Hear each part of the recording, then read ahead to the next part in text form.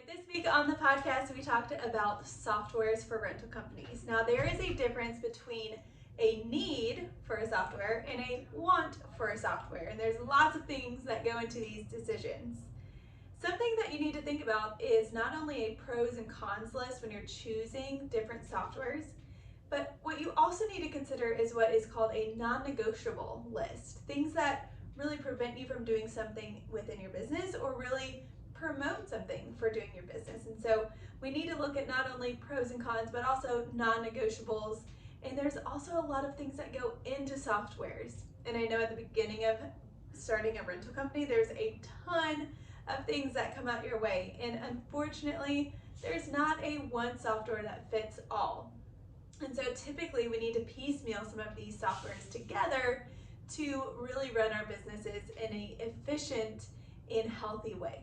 But at the beginning, because we're buying inventory, because we're hiring, because we're doing all these things, it prevents us from being able to really invest in some softwares that are more of wants, not necessarily needs.